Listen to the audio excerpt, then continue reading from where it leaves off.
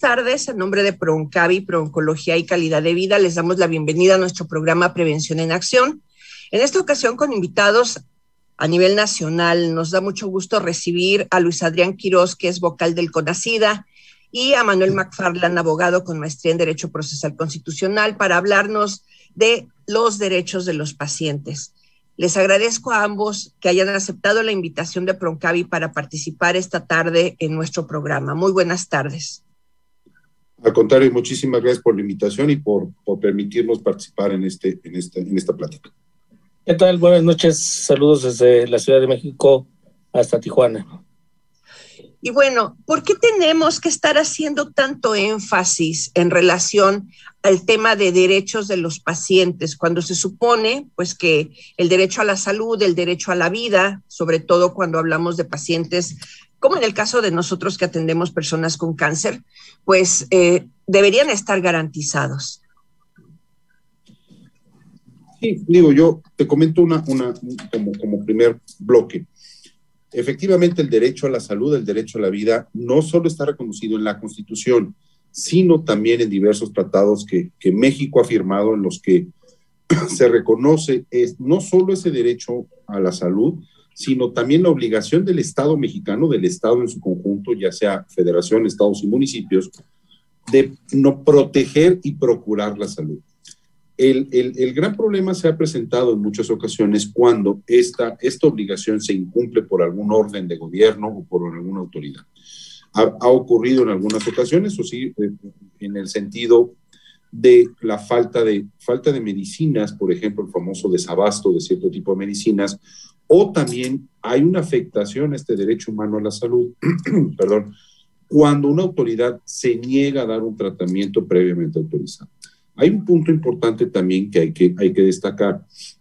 Para efecto de hacer efectivo este derecho y, por ejemplo, pedir algún medicamento, algún tratamiento, este tratamiento tiene que ser ya previamente aprobado por las autoridades sanitarias.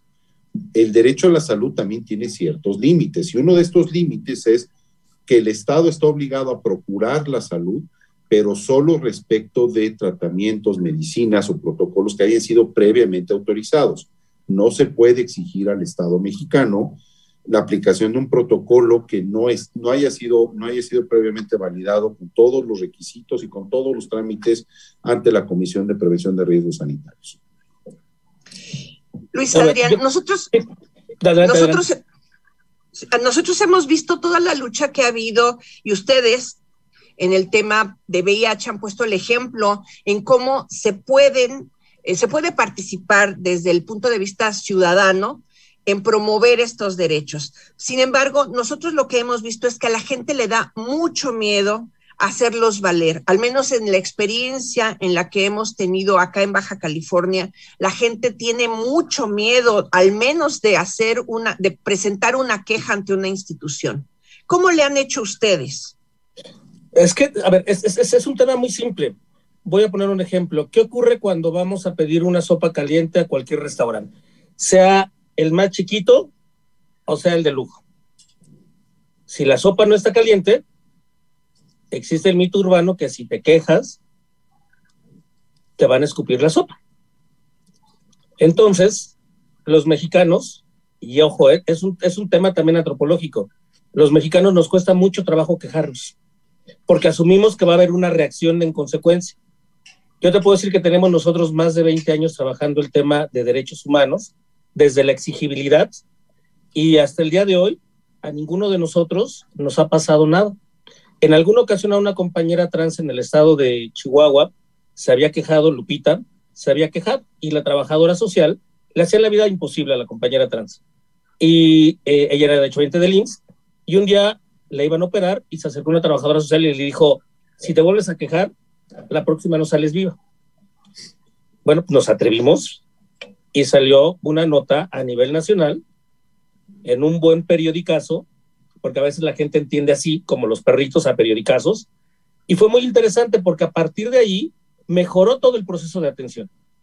Y tú lo has dicho muy bien, nos atrevimos desde hace más de 40 años a salir a las calles por algo que ni siquiera la gente quería luchar, que era por el derecho a la salud. El movimiento de personas con VIH-Sida a nivel global puso la muestra, y del cáncer rosa que se hablaba, del cáncer de los inadaptados, del cáncer de los desviados, lo asumimos como parte de un movimiento político, y los derechos humanos también son políticos. Y lo que hacemos las organizaciones de la sociedad civil es hacer acciones políticas. Nosotros tenemos reuniones con el Estado y nos sentamos de tú a tú. Yo soy profesor de educación física, yo tuve que aprender de leyes, yo tuve que aprender de procesos normados de COFEPRIS, yo tuve que aprender de cadena de suministros, porque el Estado no me dejó otra opción. ¿Qué hicimos nosotros? Incrementamos habilidades para sentarnos con el Estado. Entonces, hoy en día tenemos diferentes metodologías para justamente con esto ayudar a los compañeros y que también entiendan que uno tiene que hacer su propio autogestor. Si yo conozco las leyes y las normas de las instituciones donde yo me atiendo, cambia drásticamente el proceso. Pero desafortunadamente nos cuesta mucho trabajo, primero leer, después comprender, y cuando estás en un estado de indefensión porque tienes alguna enfermedad, porque se están dando un diagnóstico, porque alguien está en el hospital y está muy grave, nos gana más la parte emocional que la parte racional. Y entonces empezamos a pensar distinto. Pues creo que tenemos, ya lo dijo muy bien Manuel, partimos de un Estado de Derecho, partimos de unas prerrogativas que de verdad tenemos un Estado maravilloso, que cuando uno aprende a utilizar la ley, no tiene por qué generar otras acciones. Que ya viene después la presión política, que hay muchas otras cosas en el camino. Pero cuando uno aprende a conocer la ley y a empezar a usarla, cambia drásticamente el escenario.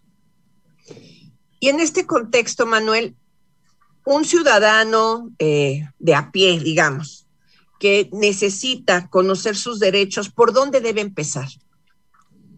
Sí, mira, yo un comentario nada más previo, yo coincido con lo que comentaron hace rato, pero también agregaría una parte que creo yo muy importante como abogado. El cambiar esta percepción de que el derecho a la salud es un acto gratuito del Estado, hay que cambiarlo para hacernos conscientes como sociedad en que es un derecho que tengo yo como ciudadano y que se lo puedo, todo derecho tiene una correlativa obligación. Yo tengo el derecho a la salud y tu Estado, independientemente del nivel, tu Estado tienes esa obligación de proporcionarme los medios para reparar mi salud. Esa concepción, cambiarla para decir, yo tengo ese derecho y te lo puedo exigir. No es un acto gracioso del Estado ponerme una clínica, ponerme una vacuna o darme un tratamiento. Es una obligación del Estado. Ahora, ¿por dónde puedo exigir dónde puedo empezar a exigir este derecho y hacerlo valer? Porque un derecho sin un mecanismo de hacerlo valer, técnicamente no es un derecho, porque no tiene un medio para hacerlo valer. Hay, al menos en materia de acceso y protección a la salud, afortunadamente en México tenemos varias vías. Tenemos unas vías que son de carácter administrativo y otras que son vías de carácter jurisdiccional. Las vías, por ejemplo, de carácter administrativo estaría el tema de la Comisión de Arbitraje Médico o las comisiones de arbitraje médico, las comisiones de derechos humanos, las estatales o la nacional de derechos humanos, y probablemente también yo abarcaría ahí, dependiendo del tipo de institución, pero en algunas del sector público, existe lo que se llama la famosa queja médica, en donde yo puedo hacer un trámite sencillo, así está diseñado, para hacer un trámite sencillo e irme a quejar en un procedimiento para decir no me han dado la medicina, no me dan cita, o no me han atendido, o no me programan una operación, por ejemplo. ¿Sí? Y existen también los medios jurisdiccionales. Puede ser un amparo, como derecho humano a la salud, puedo reclamar su afectación a través de un juicio de amparo. O puedo también, y esa es una parte importante que vale la pena difundir mucho, si sufro un daño a mi salud con motivo de una acción del Estado, puedo promover lo que se le conoce como la responsabilidad patrimonial del Estado. ¿Qué implica esto? Que el Estado, si genera un daño al cual yo no estoy obligado a soportar ese daño, tiene obligación de reparármelo. En el caso trasladado al tema de salud, si no me dan la medicina, no me dan el tratamiento y mi salud se deteriora con motivo de esa omisión del Estado, el Estado es responsable de repararme, ya sea a mí o a las víctimas indirectas, tiene obligación el Estado de reparar. Y hay procedimientos, hay leyes que prevén eso. Entonces, hay varios mecanismos que yo creo que la población en general debe de conocer para efecto de poderlos hacer valer. Hay unos, insisto, los administrativos, la mayoría están diseñados de forma muy sencilla, por ejemplo, la queja médica, y ya desgraciadamente los medios jurisdiccionales como el amparo ya requieren cierto grado de tecnicismos. Pues Adrián, pero en este recorrido para una persona que aparte de tener una enfermedad o un familiar que está apoyando a una persona enferma, ¿cuál debe ser el manejo con las autoridades? Porque tenemos leyes muy bonitas, pero en el ejercicio ya a la hora de interactuar con las autoridades hay a veces problemas. A ver, yo nada más quiero plantear un punto y es rápido. La salud en este país es gratuita, pero la pagamos. Ojo, si yo pago mi seguro social de la manera que sea, mi cuota sea poquita o mucha, yo tengo y estoy pagando por el derecho a la salud, entonces no es gratis.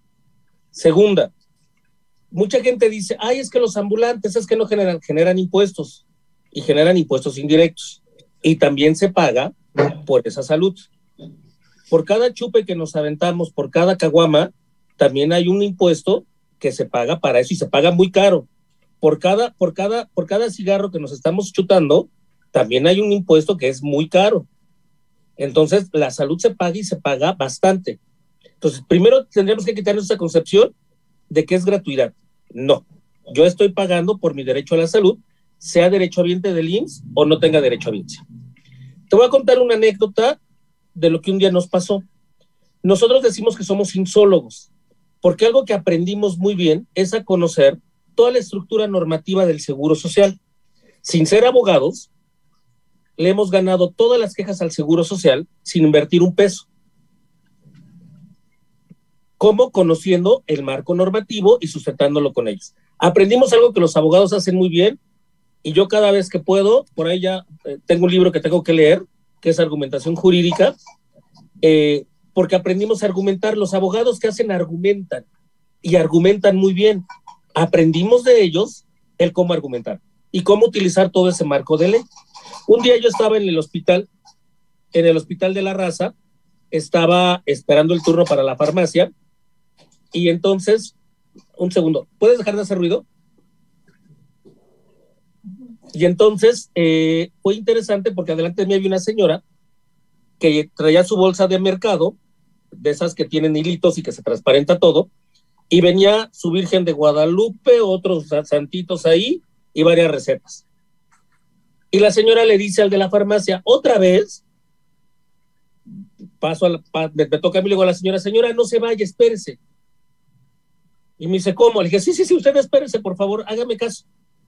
Le dije, a ver, ¿le entregaron su medicamento o no? Le dije, a ver, ¿me va a acompañar? Le dije, a ver, me presento. Me llamo Luis Adrián, coordino una organización que se llama Derechohabientes Viviendo con VIH-Sida del IMSS, y yo le voy a ayudar a que aprenda cómo ir por su medicamento. No se pelee con el de la farmacia, porque él no le va a resolver el problema. Venga, acompáñame. Y ya pasamos, entramos al hospital, y le dije, a ver, cada vez que usted tenga un problema con su medicamento, hay dos lugares que son importantes. Uno que es la oficina de abasto y otro que es la dirección administrativa. Entonces, venga con el director administrativo. Llegamos con la secretaria y le dije, mire, normalmente van a cambiar a la señorita y siempre va a estar otra. Le va a decir que quiere ver al director en términos del artículo 8º constitucional que nos garantiza el derecho de audiencia. Y seguramente la señorita le va a decir, está ocupado. Usted le va a decir que si no le da acceso, lo va a meter a la cárcel porque lo puede demandar, porque un servidor público se está negando a recibir a un ciudadano. Sale el director, profe, ¿cómo estás? Hola, ¿cómo estás? Le dije, a ver, pásele, señora. Le dije, a ver, la señora tiene meses que no le dan su tratamiento. Traía ese día entre mis cosas la norma, que es el procedimiento para la compra emergente de bienes de consumo del Seguro Social, donde cita textualmente que se puede comprar desde una turunda hasta la subrogación de un servicio. No lo digo yo, lo dice la norma. Y algo que tiene el Seguro Social es que todo tiene normado. Entonces, ¿qué hicimos con eso? A la señora le empezamos a... La señora, ojo, no sabía leer ni escribir. La señora fue y estaba ahí como esponjita. Y en ese momento le fueron a comprar el medicamento, la señora y la dejé, le esperé, dije, mire, le voy a regalar esto, que es esta norma, cada vez que tenga problemas de abasto, se las viene a hacer lo mismo que hicimos usted y yo. Le dejo mi celular y cualquier cosa me llama. La señora le perdí la pista. Año y medio después, voy llegando a una reunión con el director administrativo del hospital y estaba la señora con otras 2 señoras ya de edad avanzada, y ella resulta que la señora se convirtió en una defensora de derechos humanos, porque ella llevaba de las manos a las personas que se las encontraba. Ella seguía portando sus estampitas porque a ella le rezaba, y para ella era su rezo. Cuando veo la norma que le regalé, le dije, a ver, préstemela, sacamos otra, la imprimimos, y se la regalo, y me dijo, no, porque esa es mi ley, a mí me sirve. Imagínate tú que lo que hicimos con la señora, y que ella lo aprendió muy bien, sin saber leer ni escribir, se aprendió el discurso y aprendió los pasos que tenía que ir. Y para ella ese documento que ya estaba hecho rollito, era su ley, que le servía al igual que otras cosas, como su estampita, que le rezaba y que le estaba haciendo los milagritos con otras compañeras. Creo que es lo que tenemos que empezar a hacer muchas veces las organizaciones, a incrementar habilidades, a ayudarnos de expertos, de abogados y demás, para empezar a perderle el miedo, para que la gente aprenda cómo sí podemos utilizar estos derechos, cómo sí podemos ejecutarlos y cómo sí hacer valer lo que dice la ley, porque estamos tan mal acostumbrados que siempre decimos, no se puede, es para privilegiados, se gasta mucho dinero, y no, creo que yo algo que he aprendido en estos 20 años es exigir el derecho a mi salud. Si ya después tengo que ir por otra vía, adelante. Pero creo que lo importante es cómo trabajamos con las personas que acuden todos los días a los hospitales y les llegan un fármaco. Curiosamente, VIH es la única enfermedad en el país en que podemos llegar a tener problemas, sí, pero son los primeros medicamentos que se compran, son los primeros medicamentos que se entregan, y no es en balde.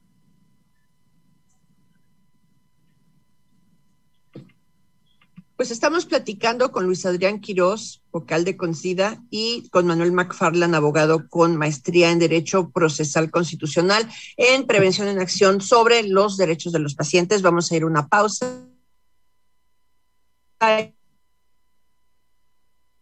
Oncotips, cáncer de colon. Se estima que el 47% de los casos de cáncer de colon podría prevenirse aumentando los factores protectores y disminuyendo los factores de riesgo. Todo lo que aumenta la probabilidad de desarrollar cáncer se llama factor de riesgo, y todo lo que disminuye esta probabilidad se conoce como factor protector. Los siguientes factores incrementan el riesgo de cáncer colorectal. Edad. El riesgo de cáncer colorectal aumenta a partir de los 50 años. Antecedentes familiares. Tener familiares cercanos que hayan sufrido de cáncer colorectal puede duplicar el riesgo de padecer este tipo de cáncer. Antecedentes personales de pólipos o enfermedad inflamatoria intestinal. Consumo de alcohol. Tabaquismo, sobrepeso u obesidad. ProOncavi te invita a vivir de manera saludable y reducir los riesgos de tener cáncer de colon. Oncotips, cáncer de colon. Para reducir los riesgos de tener cáncer de colon, es importante que controles tu peso. Lleva una vida físicamente activa y limita el tiempo que pasas sentado. Lleva una dieta saludable rica en cereales, legumbres, verduras y frutas. Reduce el consumo de alimentos ricos en calorías, azúcar y grasa, así como las bebidas azucaradas. Evita comer carne procesada y limita el consumo de carne roja y alimentos ricos en sal. Proncavi te invita a vivir de manera saludable y reducir los riesgos de tener cáncer de colon. Oncotips Cáncer de colon. Para reducir los riesgos de tener cáncer de colon, es importante que controles tu peso. Lleva una vida físicamente activa y limita el tiempo que pasas sentado. Lleva una dieta saludable rica en cereales, legumbres, verduras y frutas. Reduce el consumo de alimentos ricos en calorías, azúcar y grasa, así como las bebidas azucaradas. Evita comer carne procesada y limita el consumo de carne roja y alimentos ricos en sal. Proncavi te invita a vivir de manera saludable y reducir los riesgos de tener cáncer de colon. Y bueno, continuamos platicando sobre derechos de los pacientes, Pro-Oncología y Calidad de Vida en el programa de Proncavi Prevención en Acción. Y estábamos hablando con nuestros invitados en relación a el tema de los derechos de los pacientes y de cómo se debe vivir este proceso y el papel que tenemos las organizaciones al tener que acompañar a las personas. Pero volviendo al tema de las autoridades, ¿cómo podemos empezar a trabajar con las autoridades cuando hay una normatividad y una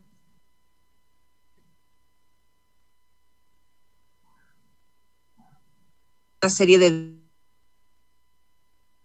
derechos que nos amparan y cuando nos damos de topes esta serie de derechos? ¿Qué podemos hacer? Mira, yo creo que la parte importante es fomentar esa cultura de presentar la queja, de reclamar, de hacer valer tu derecho, porque lo importante en este caso es, independientemente de que en algún caso en concreto presente yo mi queja y logre la satisfacción a través de que me den la medicina, me den el tratamiento, lo que sea, también estadísticamente es muy importante tener o hacer valer esa queja para efecto de que se vaya sabiendo cuál es el problema en realidad. Yo creo que al día de hoy probablemente, en verdad, el impacto del desabasto de medicinas probablemente no lo sepamos en su número real, porque mucha gente lo que hace es, ante esa negativa de darle una medicina determinada para un tratamiento, por las circunstancias de la afectación a la salud, lo que hace es va y la compra a nivel particular, ¿sí? Entonces, yo creo que es muy importante generar eso. Ahora, ¿cómo se puede generar? Como les comentaba, hay medios administrativos y medios judiciales o jurisdiccionales, más bien. Los medios administrativos son sumamente sencillos. La queja médica, por ejemplo, es un formato muy sencillo en donde se va y nada más se le explica qué es lo que está pasando y, según mi experiencia, tiene muy buen efecto esa queja médica. O también la comisión de arbitraje médico, en donde también no se requiere en principio de un abogado para ir a presentar una queja. Desgraciadamente, para presentar un amparo sí se requiere un abogado, pero creo que esta posibilidad pudiera ser la última. Si no se logra nada con la queja médica, con el arbitraje médico, entonces ahí sí ya el tema pudiera escalarse a un juicio de amparo. Tenemos aquí una pregunta. Una señora nos comenta que ella ha tenido muchos problemas con el trato que le ha dado su médico, porque cuando ella va sola a consulta, el doctor le dice que si no va con su esposo o con un hombre, no le va a dar explicaciones porque ella... ¿De qué institución es? No le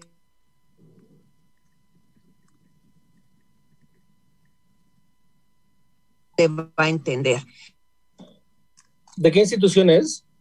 Y ella no sabe cómo manejar esa situación social.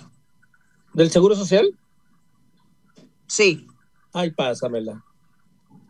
De verdad, nos encantaría poder que el médico entienda que en este país eso se llama violencia de género y que aprenda que no puede tratar hacia una mujer.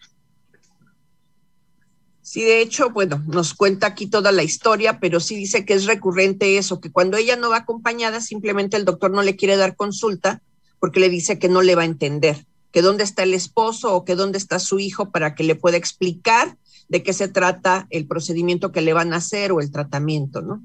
Y yo creo que como esto, pues bueno, no es poco común, es común. Te cuento un poco nosotros qué hacemos. Las quejas para nosotros es un área importante porque con eso obtenemos datos.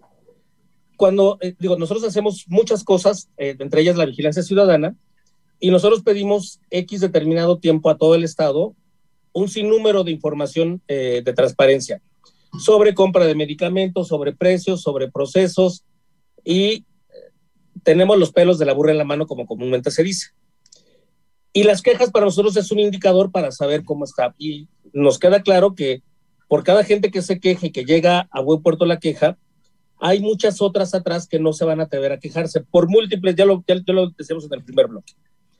Lo que nosotros hacemos es, tenemos ya toda una metodología que le hemos aprendido durante años y hoy en día también la compartimos con diversas organizaciones aquí en México y en la región, donde nosotros la llamamos incidencia basada en evidencia. Entonces, hacemos incidencia política con las autoridades teniendo esta evidencia. Y esto nos ayuda a poder sentarnos con el instituto, con la Secretaría de Salud o con el ISSSTE. Y de esa manera logramos y hacemos que poder generar acciones propositivas. Muchas organizaciones tienen miedo, tienen temor porque a veces sus consejos directivos o sus asesores médicos les prohíben hacer esto porque de acuerdo a su acta constitutiva, según ellos, no pueden hacer acciones de incidencia política, lo cual es falso. Es querer y para poder hacer realmente las cosas. Y ha sido sumamente importante lo que hemos logrado. Hoy en día en el Seguro Social se está estrenando con prevención medicalizada para prevenir las nuevas infecciones de VIH, y el Seguro Social es el primer institución de seguridad social en América Latina que lo tiene. Es decir, está dando medicalización para ciertos grupos para evitar la transmisión de VIH. Y esto es muy interesante porque hace año y medio, se veía sumamente complicado. ¿Cómo lo logramos? Demostrando que se iban a ahorrar mucho dinero para poder hacer estas acciones. Hay datos adicionales que la gente debería de saber per se. Si eres derechohabiente del Seguro Social y cuando no te dan el medicamento, te tienen que poner un sello de no surtido. No lo digo yo, está la norma. Y en la norma, para las recetas que son hechas a mano, la receta no pierde su valor. Cuando ustedes revisan, dice arriba, abajo del código de barras, la caducidad de la receta es de 72 horas.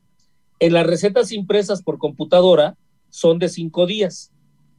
Cuando yo llego a intercambiar otra receta y esta no tiene el sello, la receta inmediatamente pierde su valor y tengo que volver a sacar cita para que el médico me vuelva a dar otra vez el medicamento, la receta para poder intercambiar el medicamento. ¿Qué ocurre ahí? Que voy a perder adherencia terapéutica porque no voy a estar tomando el tratamiento como debe de ser porque ya pasaron 15 días. Hay que exigir que le pongan el sello de no surtido. Porque con ese sello la receta tiene un valor nominal de 30 días. Con eso no estoy diciendo que es la única acción que tenemos que hacer. Yo no me tengo que pelear con el de la farmacia, ni le voy a mentar la madre. Lo que voy a hacer es darme la vuelta, ir con el coordinador de abasto y decirle, aquí está mi receta y quiero que me la cambies y puedes hacer varios procedimientos, desde el traspaso en otra unidad, desde la compra por paciente específico o la adjudicación directa. Tú vas a escoger cualquiera de las tres, pero yo quiero mi tratamiento porque en el caso de las personas que vivimos con enfermedades crónico-degenerativas, el tratamiento, el Seguro Social acuñó una frase que a mí me encanta y ya la tomamos como nuestra: el medicamento es soporte de vida. Y por tal motivo, si yo no me tomo el medicamento, si no me ponen mi quimio, va a haber afectado mi salud. Y lo que estarías haciendo tú, que no me le estás comprando, de alguna manera, es matarme. Entonces tú dime cómo quieres que le entremos.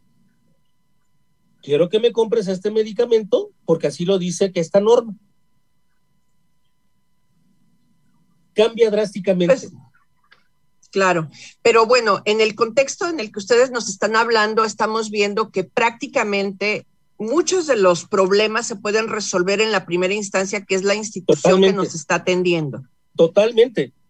Es que lo que pasa es que necesitamos nosotros, como ciudadanos, como derechohabientes, adiestrarnos en este tipo de conocimientos y perder el miedo. Fíjate, el otro día me invitaron a participar del Colegio de México en una estrategia bien bonita, con vendedores ambulantes, con vagoneros del metro, con artesanos callejeros, y que justamente están haciendo una labor de que aprendan cuál es el derecho a la salud. ¿Sabes cuántas personas acudieron? Ni idea. 6. Y esperábamos a 50. Que es también, yo creo que... A esos 6 les va a ayudar mucho. Claro. De ese tamaño, tenemos tiempo para ver la novela, tenemos tiempo para ver el TikTok, tenemos tiempo para ver estar publicando en Facebook, que nada más es para nosotros, pero nos cuesta tanto trabajo. Yo les voy a dejar varios instrumentos que hicimos con el CIESAS, justamente hablando de los derechos de los pacientes, muy simples, en cómo mejorar la relación médico-paciente, algunos tips, y es bien interesante, porque la gente no lo lee. Pues ahí también yo creo que es una cuestión cultural que hemos visto en muchas enfermedades, cuando se trata, por ejemplo, del tema de la prevención, de la detección oportuna, y ahora también hablando de derechos de los pacientes. Vamos a ir a una pausa y continuamos en Prevención en Acción.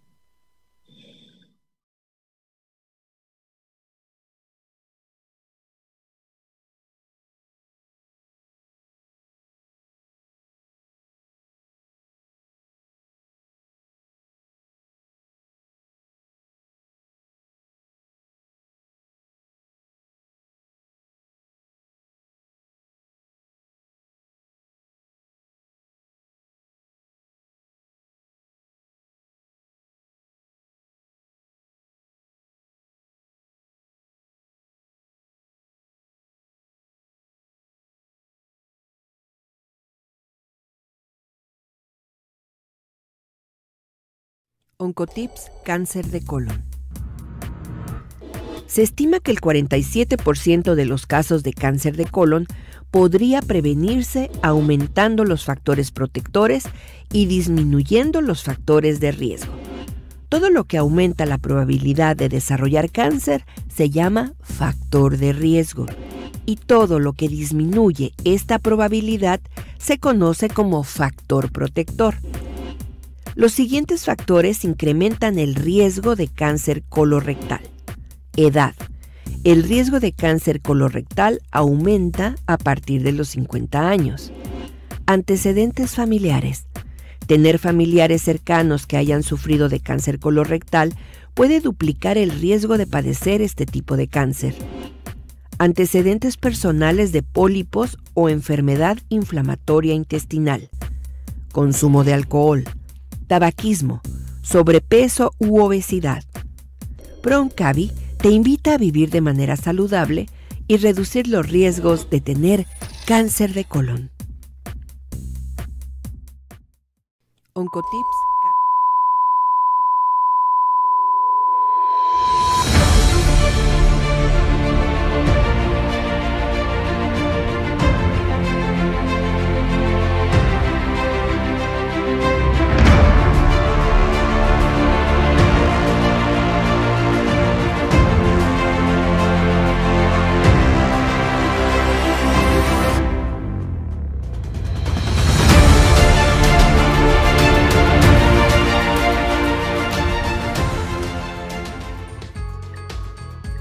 Donde lo único imposible es aquello que no intentas.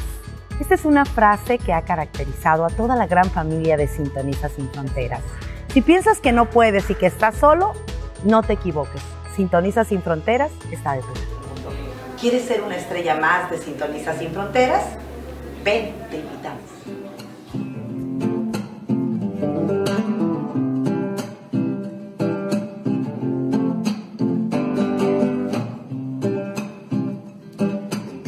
firme, nada que dudar. Aunque te digan acabado, no hagas caso, no. Sigue adelante, nadie irá por ti. Uno entre mil yo ganaré. Que cuesta arriba la partida del juego de la vida. El pasado no podrá volver a ser igual. Y quizás así es mejor, yo no lo sé. Si jamás creíste en mí, tienes que cambiar de idea.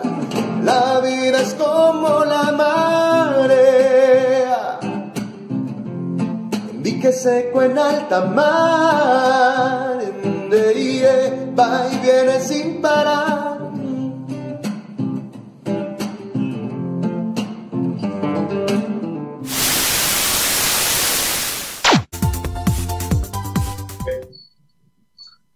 Continuamos en Prevención en Acción, el programa de Proncavi.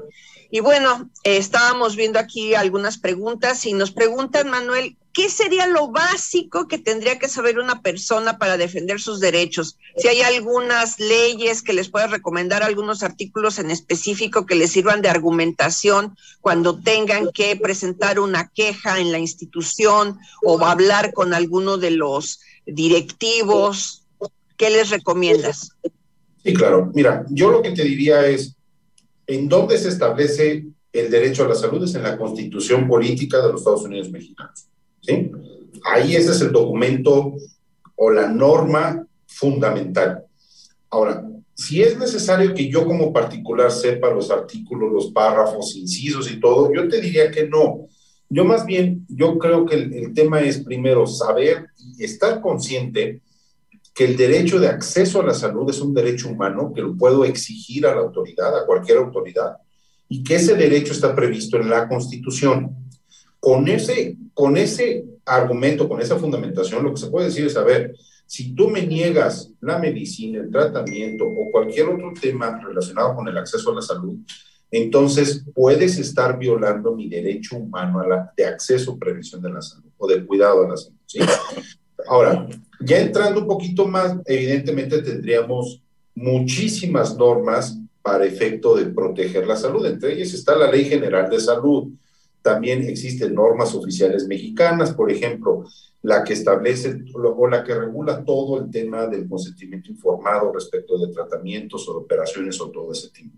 Pero también tenemos los criterios que ha emitido la Suprema Corte de Justicia de la Nación respecto de la obligación del Estado mexicano de cómo se debe de proteger el derecho o cómo se debe de procurar el derecho de acceso a la salud. Y aquí hay un punto importante también para de una vez vale la pena aprovechar el comentario. Lo que ha dicho la Suprema Corte es que la obligación del Estado mexicano de proteger o de fomentar el derecho de acceso a la salud no es una obligación del Estado en el sentido de resultado. El Estado mexicano no está obligado, esa es una parte importante, no está obligado a garantizar que vas a recobrar la salud, ¿sí? Porque nadie lo puede garantizar. Depende, es multifactorial eso. Pero a lo que sí está obligado es una obligación de medios. Es decir, el Estado mexicano está obligado a proporcionar todos los medios necesarios para crear las condiciones para el ser humano, el paciente, que recupere su salud, ¿sí? Y esa es una parte importante también.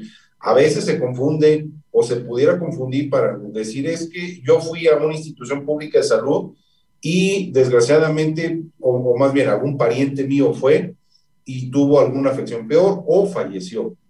Si se atendió correctamente y se hicieron todos los protocolos y todas las medidas, no hay una obligación del Estado mexicano de asegurarte que va a recuperar la salud, pero sí hay una obligación de darte todos los medios, ya sea a través de tratamientos autorizados, ya sea a través de medicinas, operaciones o intervenciones, para procurar esa recuperación de la salud, ¿sí?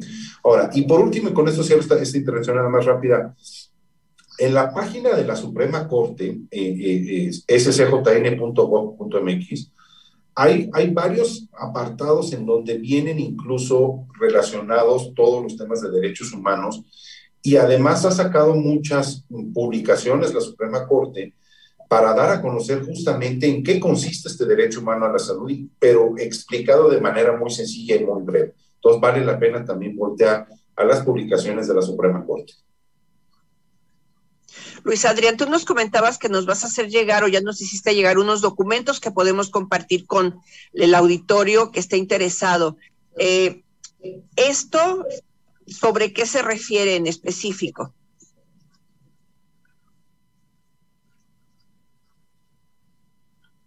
Estás muteado. Perdón, el CIESAS, hicimos unos documentos que se llama la Guía del Paciente Participativo, Atrévete a Saber, Atrévete a Exigir, que el CIESAS es un centro de investigación antropológica. Nos invitaron a un proyecto, a unas colegas y a mí, para desarrollar material para que justamente las personas aprendieran cómo está conformado el sistema de salud, cuáles son, a qué derecho tengo, de dónde sale la palabra paciente, somos pacientes, a cómo también me involucro en temas de salud, cómo preparo mi consulta médica, porque partimos muchas veces que nada más tenemos derechos, pero también tenemos obligaciones. Entonces, en un Estado democrático tenemos que aprender, ya lo decía Manuel hace ratito, o sea, el Estado tiene que garantizarme el derecho a la salud, más no tiene que garantizarme que si yo hice mal las cosas, no puedo demandar al Estado porque hay una afectación que yo también mismo solapé. O a lo mejor no lo hice a tiempo, el tema de acudir con el médico, o no me estoy tomando el medicamento como debe de ser. Entonces, hay que poner todos en su justa dimensión para hacer una evaluación y documentar cada uno de los casos y saber por dónde va. No todas las quejas son problemas de esa índole, por eso justamente hay que empezar a documentarlas. Otro de los aspectos que vemos es cómo mejoramos la relación médico-paciente. Le enseñamos a las personas en un lenguaje simple y con ejemplos muy simples a cómo poner una queja. ¿Cuál es la estructura de la queja? Yo no creo en las quejas de los buzones, porque lo hemos corroborado que esas quejas las tiran o las ordeñan. Entonces, yo sí creo en la queja que tiene el sello de recibido de la firma, porque eso se convierte en un arma jurídica. Porque entonces yo le voy a estar diciendo a la autoridad, si tengo que ocurrir a ella, yo llegué hace 3 meses y a mí no me respondió el Estado. Yo puedo generar una serie de acciones administrativas o judiciales para que la institución pueda responder. Por eso es muy importante que que el papelito habla, dice, sellado y firmado. Que siempre se presente por escrito y que te la sellen. Las palabras son como las redes sociales, se las lleva el viento. No hay que quejarnos en redes sociales. Si ya tuvimos capacidad de poner 140 caracteres o un chorizote de 2,000 palabras en Facebook, trasladémoslo a una hoja, pongámosle nuestro nombre, firmémosla, pongamos nuestro teléfono y añadir todos los documentos de respaldo. Entonces, ¿qué hacemos con esto? Estamos entregándole a la autoridad una queja bien fundamentada. Todo eso le enseñamos a las personas a hacer.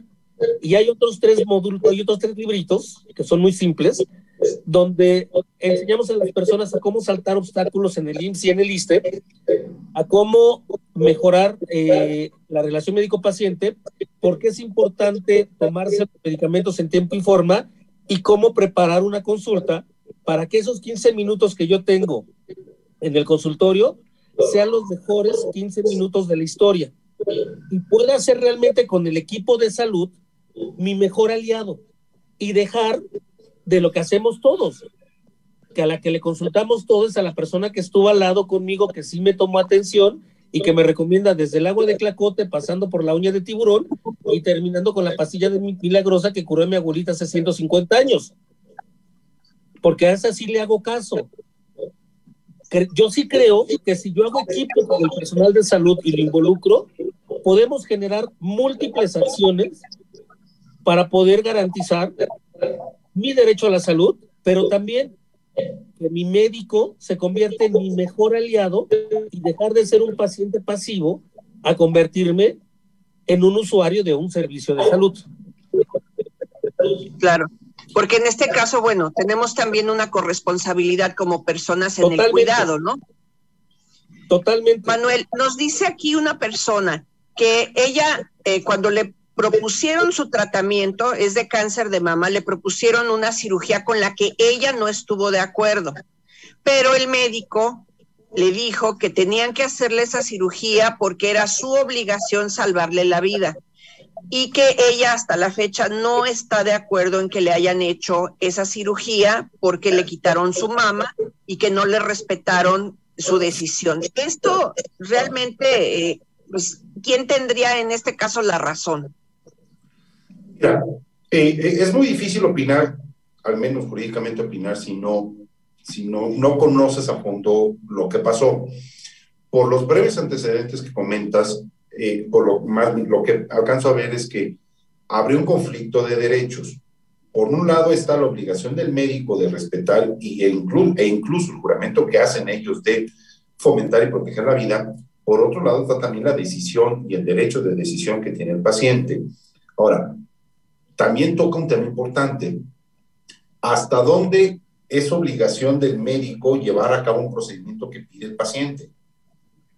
Aquí, a final de cuentas, o al menos así yo lo veo, el experto en el cuidado a la salud es el médico, y quien tiene todo el conocimiento para determinar cuál es el mejor tratamiento.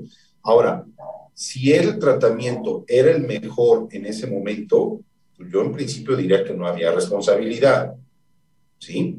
Probablemente si había 1 o 2 o 3 tratamientos distintos, ahí habría que tomar en cuenta también, hay algo que se llama el consentimiento informado. El médico tiene obligación de, antes de iniciar cualquier tratamiento o cualquier operación quirúrgica, de darme todos los elementos para que yo tome la decisión, ¿sí? Ahora, si yo, a pesar de todos los elementos que me da el médico y me dice, te tengo que operar por X y Y razones, y la operación va a consistir en esto y esto y esto, y yo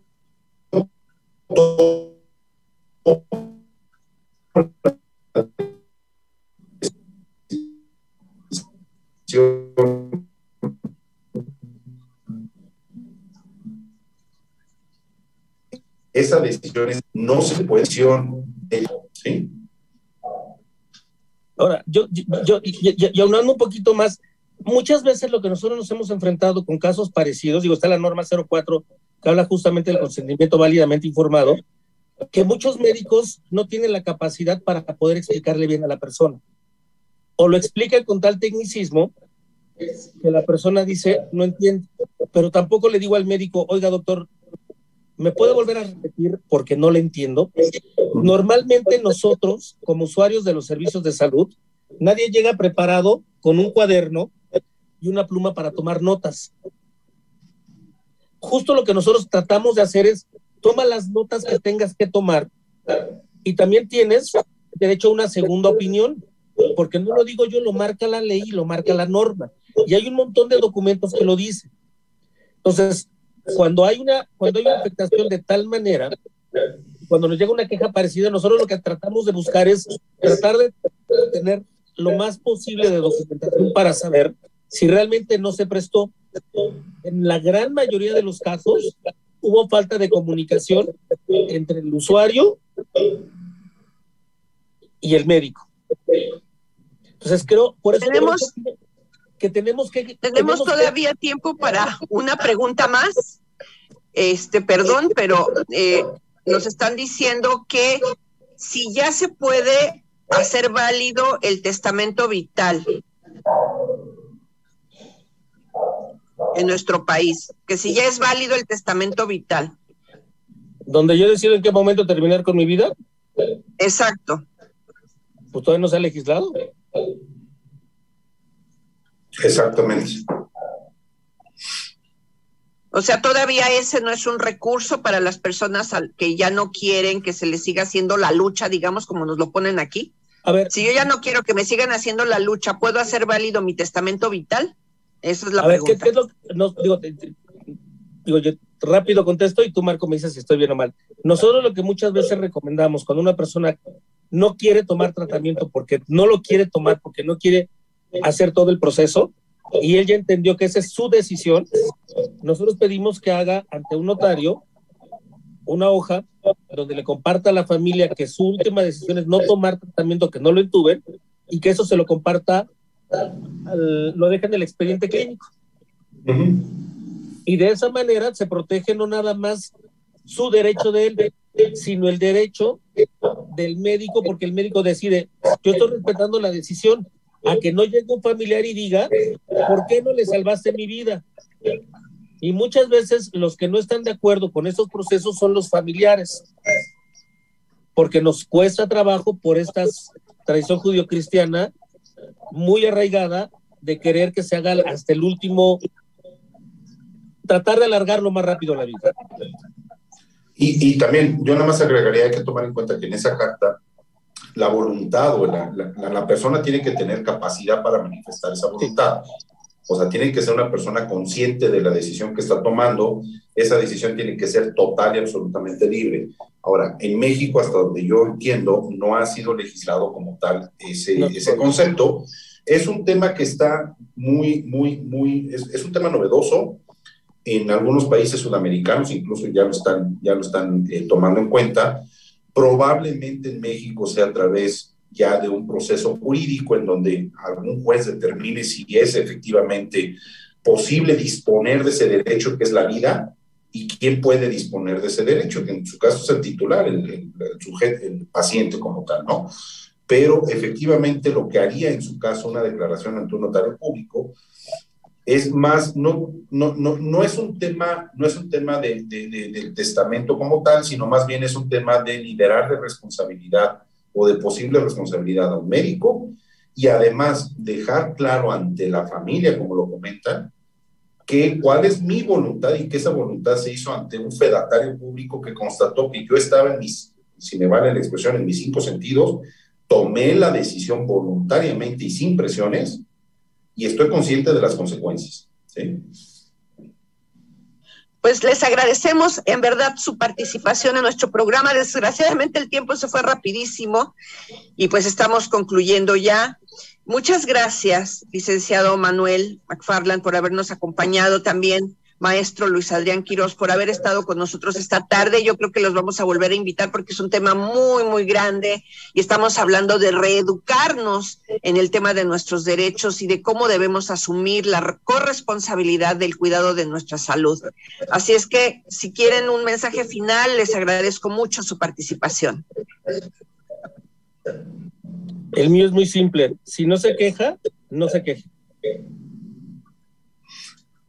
Comparto el mensaje y yo creo que también hay que cambiar, muy rápido, nada más hay que cambiar esa mentalidad de que acceder a la salud es un beneficio del Estado, es un derecho que tengo yo para que el Estado me proporcione medios de salud.